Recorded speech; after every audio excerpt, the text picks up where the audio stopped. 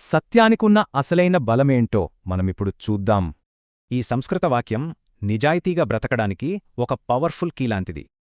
సింపుల్గా చెప్పాలంటే నిజాయితీగా ఉండటమే మనందరి ముఖ్యమైన బాధ్యత.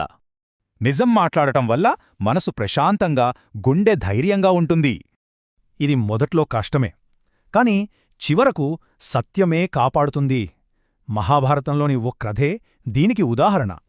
ధర్మరాజుగా పేరు పొందిన యుధిష్ఠిరుడు ఎప్పుడూ నిజమే మాట్లాడేవాడు. అందుకే అంత కీర్తి. ఇక్కడ చాలా ఆసక్తికరమైన విషయమేంటంటే ఆయన సౌకర్యాన్ని కాకుండా ధర్మాన్ని ఎంచుకున్నాడు. ఎన్ని కష్టాలొచ్చినా సత్యం వీడలేదు. అదే అతనికి అతిపెద్ద రక్షణగా మారింది. మరి ఈ సూత్రం మన ఇప్పటి జీవితానికి ఎలా ఉపయోగపడుతుంది? మనం నిజాయితీగా ఉన్నప్పుడు భయం పోతుంది, ఆత్మవిశ్వాసం పెరుగుతుంది, నమ్మకం బలపడుతుంది. దీన్ని అలవాటు చేసుకోవాలంటే చిన్న చిన్న స్టెప్స్ తీసుకోవాలి. చేసిన తప్పులను ధైర్యంగా ఒప్పుకోవాలి. ఒక చిన్న ప్రాక్టీస్. ఈరోజు కేవలం నిజం మాత్రమే మాట్లాడటానికి ప్రయత్నిద్దాం. సత్యం ఆలస్యం అవ్వొచ్చు, కాని ఎప్పటికీ ఓడిపోదు. గెలుపు ఎప్పుడూ సత్యానిదే.